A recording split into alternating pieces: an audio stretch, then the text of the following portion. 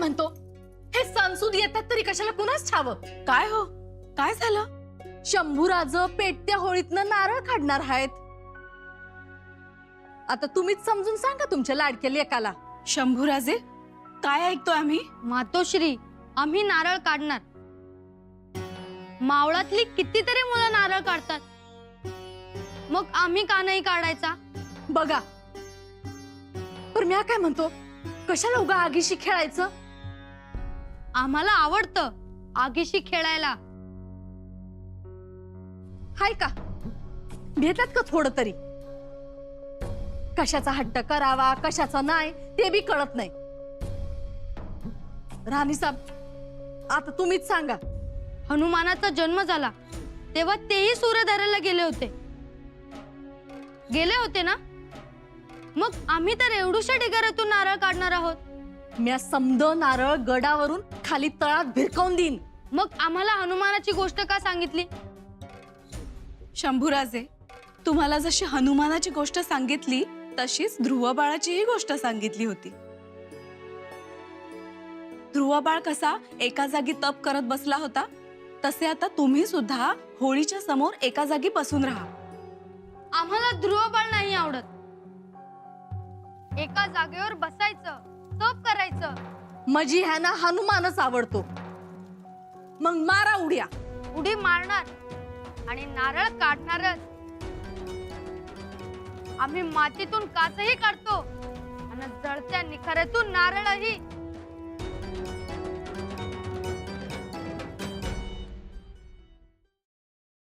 महाराज आहेत? आहेत, पर कामात आहेत. आम्हाला भेटायचंय.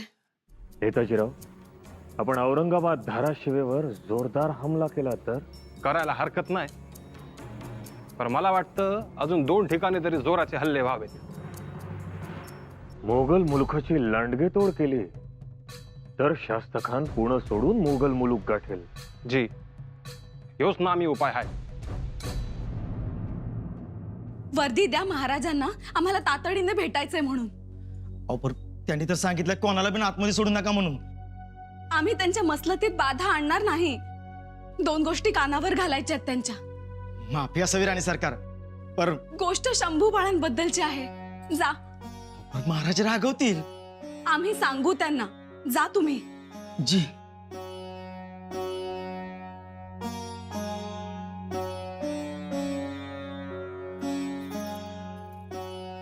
कारंज, वराड मुलकातलं गाव, हल्ला करायला एकदम नामी. आणि लूट बी भरपूर मिळत. आपण येसाजीराव आणि मोरोपंतांना कारंजे सोपू. नेताजीराव, तुम्ही औरंगाबाद झोडपून काढा. जी. आम्ही अहमदनगरात हात दाखवतो. काहीही झालं तरी या गुढीपाडव्यास शास्तखान स्वराज्यात राहता कामा नये. ही चैत्र गुढी आम्हास निर्भय आनंदात साजरी करायची. मी आजच माझे नजरबाज पाठवतो आणि खबर देतो.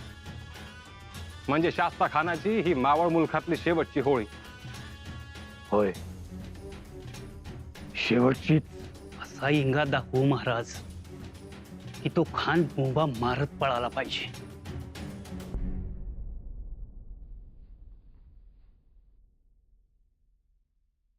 बाहेर पुतळा राणी साहेब आलेत. आपल्याला भेटायचं म्हणतायत. पाठवा त्यांना.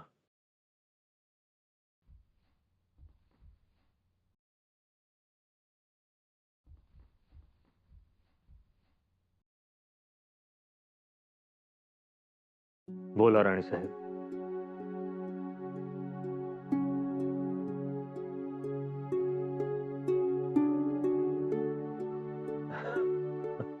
बोला बोला, आपलीच माणसं आहेत, संकोच करू नका. शंभूराजे पेटत्या होळीतला नारळ काढायचं म्हणतायत. आपण त्यांना समजावून सांगावं. पुतळा राणी साहेब, शंभूराजांना काय समजवायचं? गरुडा साथांग आभाळाचं वेड सोड असं कसं सांगावं? नागास फणा काढू नकोस असं कसं म्हणावं? तसंच शंभूराजांना पेटत्या होळीतून नारळ काढू नका असं कसं समजवावं? पण होळी पेटती आहे, खाली निखारे केवढे पडले असतील. राणी साहेब, विस्तव हे तर जणू त्यांचं खेळणंच.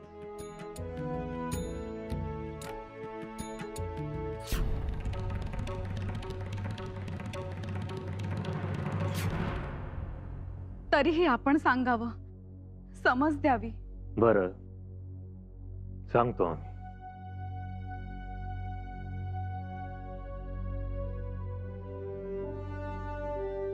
बहिर्जी, आज होळीची पोळी खाऊन होताच मोहिमेच्या तयारीस सुरुवात करा.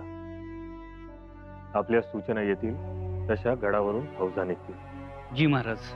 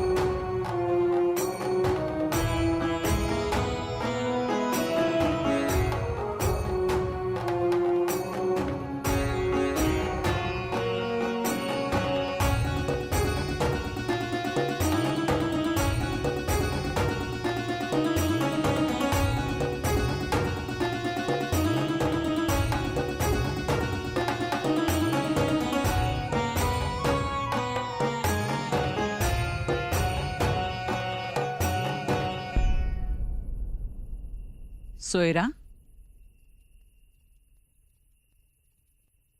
पुढे व्हा आणि होळीस नैवेद्य अर्पण करा.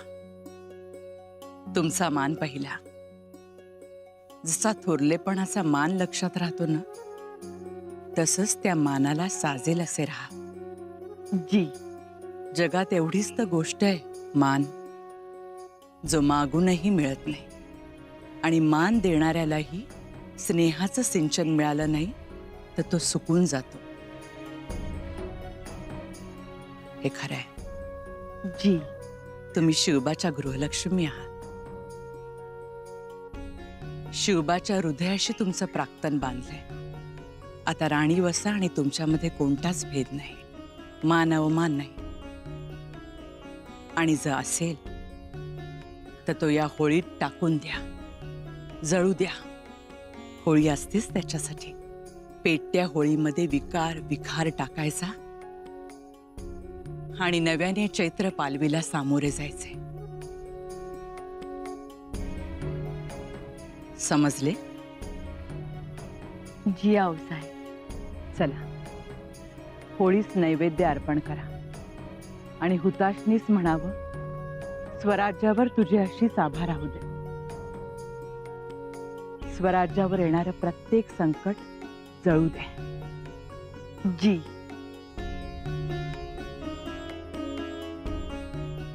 चला.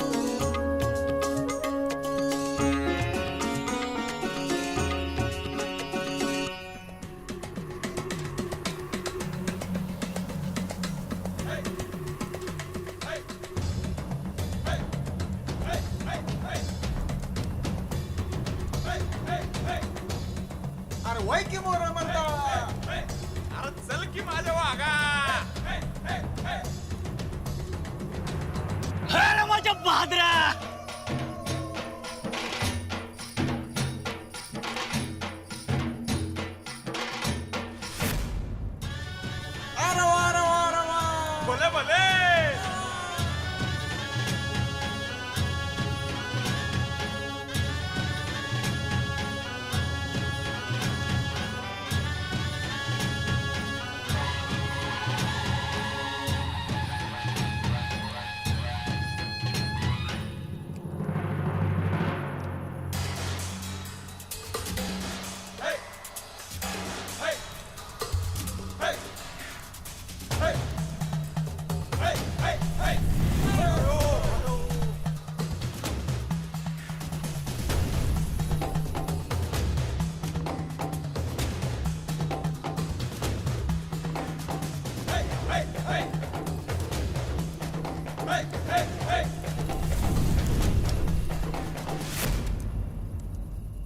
यंदा होळी मोठी लावली या.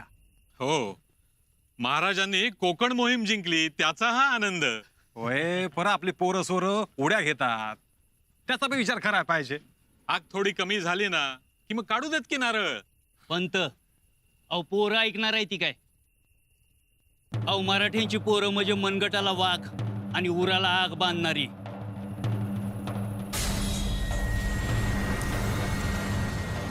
शंभूबा,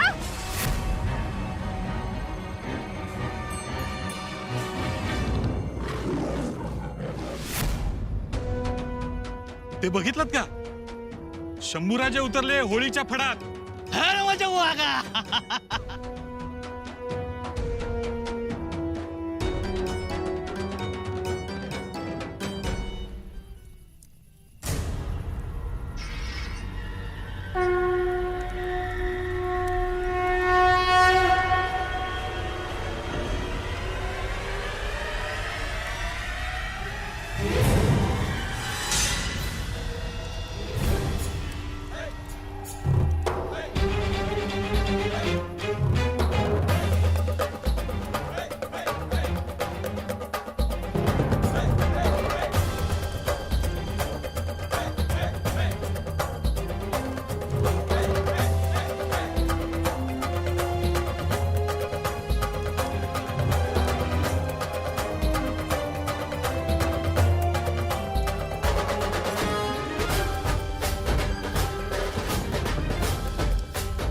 शंभूराजे मागे फिरा.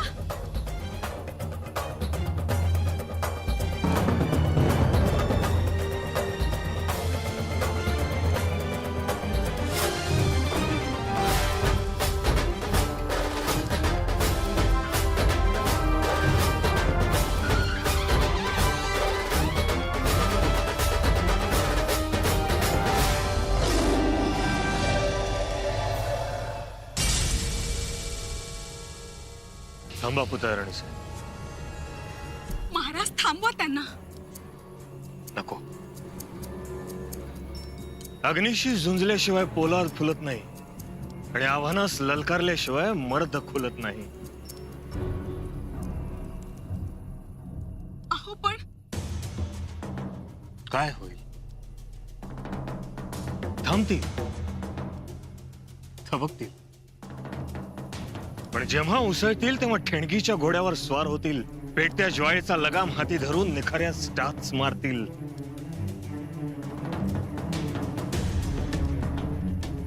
बघत राहा.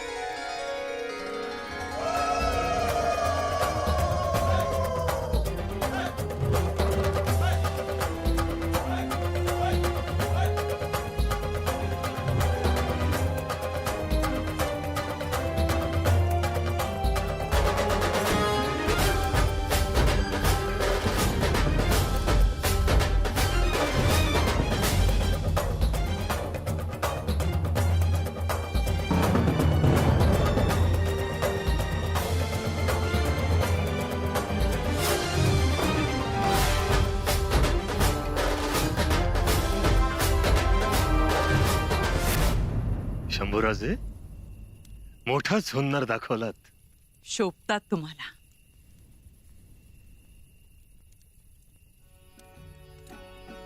विश्वास सार्थ ठरवलात. ठिणगीच्या घोड्यावर स्वार झालात. पुतळा राणी साहेब पटलं. पटलं. सगळ्यांनाच पटले. बघता बघता सोन्याच्या कड्याचे मानकरी झाले. हो तर शंभूराजे हे घ्या मानाचं कडा. आबासाहेब, आम्हा सोन्याचे कडे नको.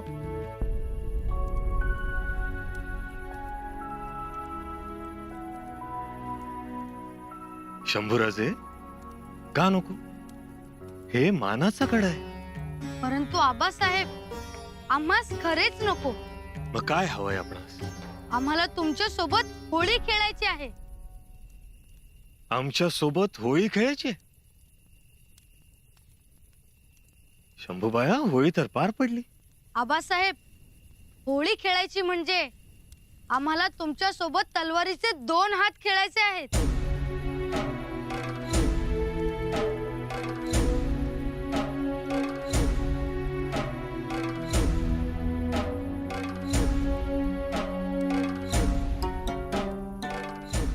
आमच्या सोबत